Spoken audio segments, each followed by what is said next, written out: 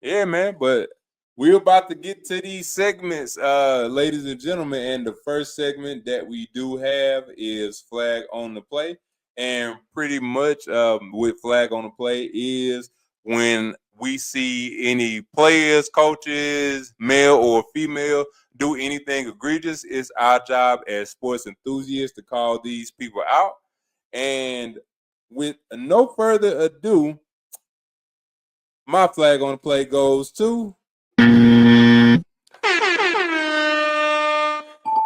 No. What? My bad, people. My flag on the play goes to. Flag on the play on me, man. My flag on the play goes to the Indiana team physician for having improper sexual contact. I'm sorry, improper sexual conduct towards the men's basketball team. I don't know if anybody has read this story, but probably over a decade or so, the men's basketball team physician was having again sexual conduct with the team with the men's basketball team for Indiana. I hope that person goes to jail.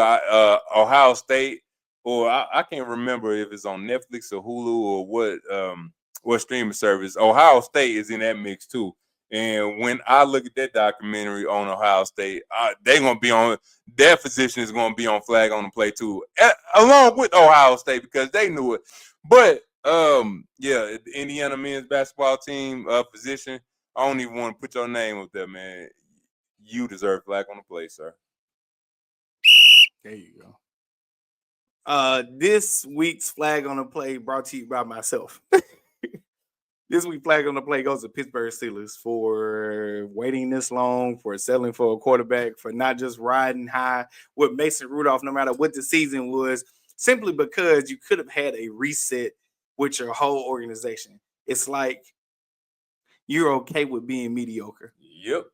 So Aaron Rodgers has not been good the past 2-3 years. No shade, no slack. I understand you said he had a good last half of the season. That's cool. That's fine. My man's 42. I'm not sure what he looks like. You don't even have George Pickens there. I think TJ Watt is. I don't know. No, TJ Watt's not in the contract dispute right now, but you are a heavily defensive team. And although you may make it somewhere, we know that you have no hopes of winning the Super Bowl. And it highly fringes on the offensive line, the lack of running game, and no quarterback. I don't know what improvements have been made to the offensive line. I don't know what the running back room holds now because you do not have Najee Harris anymore. You no longer have George Pickens, even though you could say he was a head case. Now you have DJ Metcalf, who is a burner, but not a burner, if you will. I don't know what the future holds for them, but I can tell you this. They're not winning the Super Bowl this year. With incredible confidence, I say to you, the flag on the play goes to the Pittsburgh Steelers, resting your hopes and morals and values on Aaron Rodgers. Sad tale by you. Yeah, man. I had saw it. I didn't believe it at first, and I was like, is he? Is he going to really sign? Well, I told you he was. He just took his poor sweet time like he always does. I don't know why. Why are you taking your time? Like, dog, if you want to sign, just sign. Well, why are we playing all these games? Well, you can take your poor sweet time when you've done it so many times around the whole NFL.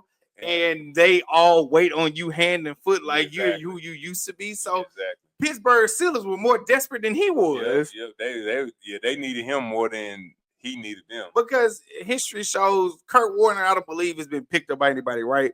Kirk Cousins. Kurt wanted to get picked up by somebody for a while too, though. When he was Kirk Cousins had been picked up by anybody. History shows that multiple quarterbacks will be hurt by midseason. That's how Joe Flacco still is in the league and signed yet again with the Cleveland Browns and is at least a veteran mentor for those young quarterbacks. History shows quarterbacks will get hurt. So Kirk Cousins will be signed to somebody either before or right at the beginning when the year starts or midway through the NFL season. Might be with us. Well, it could be. Depending on what we have going on with Rattling. Shaw, is it Shaw? What's his name? I forgot. I can't it's Rook. The Rook. There you go, Rookie. He earned his name. He earned it yet, man. But yeah, Aaron Rodgers could have waited his poor sweet time and it wouldn't have made a bit of difference. But Pittsburgh, for as proud and as happy as you say you are with the organization, hey, you let somebody hold y'all up. And again, I continue to say this, and I'm for players, but in certain instances, I am for organizations to the utmost power. When it comes to NFL organizations and quarterbacks holding you hostage, do not let them do it. Ben Roethlisberger did it. Drew Brees did it, even though he kind of cut ties when he needed to. But I told you, for an organization, you have to protect your interests. And if the quarterback is so important to you as an organization as it is to everybody, you get somebody young again, you let them learn under the tutelage, and the Green Bay Packers are the best that did this. Aaron Rodgers was first, sat for 2 to 3 years. Jordan Love sat for 2 to 3 years. Patrick Mahomes sat for a year. The Philadelphia Eagles had Jalen Hurts sit for a little bit, even though that wound up happening the way it did. Even Lamar Jackson said, time for the develop. Yeah, well, not even that. You don't risk the chance of throwing them out there too soon. It's not even about development. Maybe you playing it safe and you just don't know, and you just say, hey, just wait your turn. And it worked out for Patrick Mahomes. It worked out for Lamar Jackson. It worked out for Jalen Hurts, Jordan Love, Aaron Rodgers when he had it happen. You have organizations that held on too long. Green Bay almost shot themselves in the foot because they didn't, Jordan Love was almost out the door. The Pittsburgh Steelers, y'all hadn't had a good quarterback since Big Ben, and Big Ben wasn't good at the end either. And you are still living off that. The New Orleans Saints, same thing. Even though we've had Teddy Bridgewater that was in the building, we had Jameis Winston. No matter what people think that was in the building, you let them go. We are still living off of, you got a Hall of Famer, you want to hang on to him. I want to spare your feelings. One thing I give New England Patriots credit about, they tried to move on. It might have been the wrong decision and Tom Brady moved on, but at least you tried. At least you tried. And look, at the end of the day, guess what? Y'all got 6 championships out of them. If it's time to move on, it's just time to move on. If it's time to move on, it's just time to move on. And Pittsburgh, because we don't know how long Aaron going to be. He's on a 1-year deal right now, but we don't know if this will be a good season. We just projecting. Gary's saying it's not going to be. I'm saying he's going to have a season like he did with the Jets. And look, I'm not mad. It wasn't good. The record wasn't good. Screw. His record wasn't good, but that was a good. No, but that was not. When you watch him, that was not no good games he played in outside of maybe the last 2 or 3. It was not good football, especially at the level he used to be. Like, I'm not gonna pretend like it was. I know people 28-11 or something like that. Man, bump all that. How close was they to winning the division, let alone getting the playoffs? And they were nowhere close. Nah. You ready for the next one though? Yes, sir.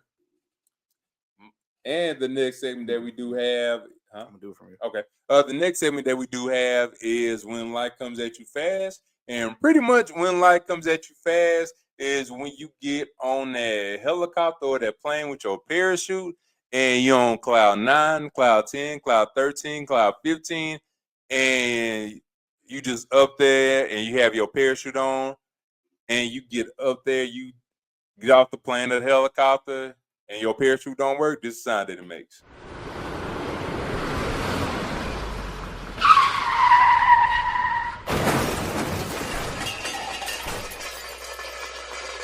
All right. This goes to FAMU.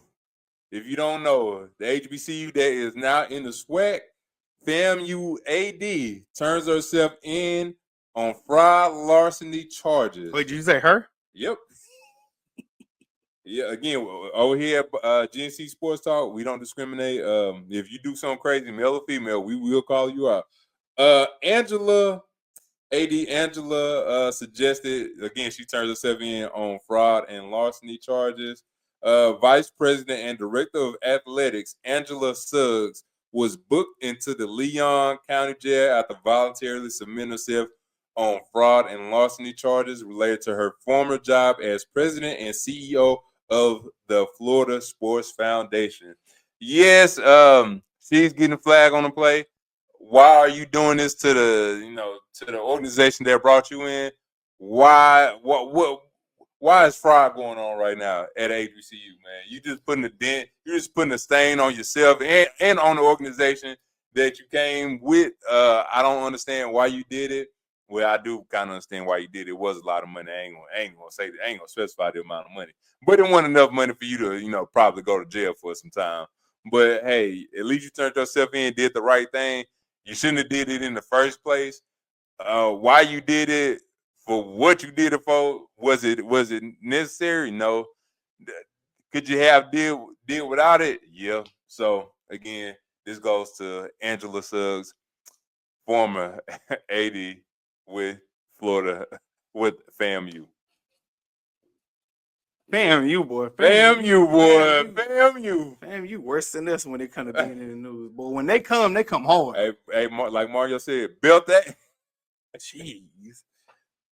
Actually, yeah, I'm gonna send you the link. Yeah, I hadn't seen that one yet. Yeah, I'm gonna have to send it to you. That was pretty crazy. All right, ladies and gentlemen, my money shot is something that I want you to remember, something that you cannot forget. It's associate one of those things where it becomes a stain on your brain. That absolutely jaw-dropping shot that happens at the end of this episode, because that's what we're coming to right now. Mm-hmm. We might get them out of here early today. Anyway, my money shot.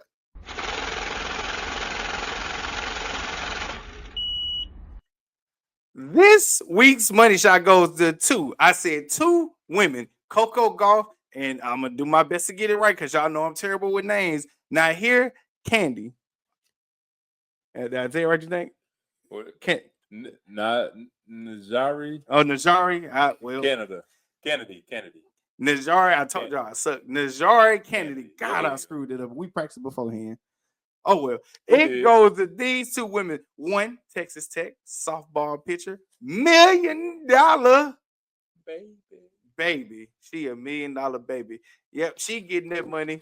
Yeah, I threw it on you. You'll be all right. She is getting that money. $1 million, baby. $1 million softball player. Yeah, she's still in college. Beautiful, dark-skinned, lovely sister. She killing that thing. I was really rooting for Texas Tech to shake up some things and win it. But Texas came through and they won it. But, hey, Texas Tech was in that thing for the finals. We'll see what next year holds. Definitely a fan right now.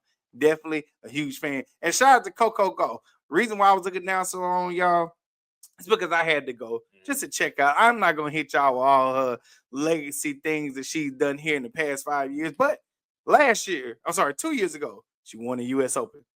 This year, she won the French Open. This is tennis, y'all. She won the French Open last year. WTA Finals. That's Wimbledon, right? Might be Wimbledon. We going to say WTA? Yeah. Anyway, Coco Gauff, very young, very accomplished so far in her career. She killing the game, y'all. She killing the game. So happy for her. I did watch a little bit, but at 21 years of age, she's killing it. Let me see if I can get an age on. Nope, I can't get it because it ain't pull up. Nijaree is Nijaree. Nijaree. You tell me Nijaree. Nijaree. Yeah. Okay. Yeah. I seen a Nijaree look like that. That's all I'm saying. I think Nijaree might be like 21, maybe. I'm about to double check. Nijaree. Oh, she from Kansas. Yeah, Kansas. Golly. I think that's something.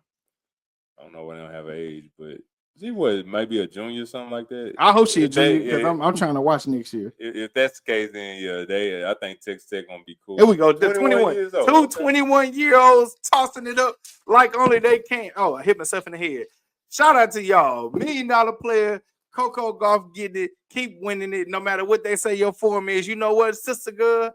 You still better than all of them. We shout out you both, since we don't discriminate on here. We don't discriminate on here. Shout out to both of y'all making those $1 million moves and keep winning, keep continuing to go on. Even if you didn't win the Ultimate Championship, you're number one here at GSE Sports Talk for this all week. the time. We appreciate that.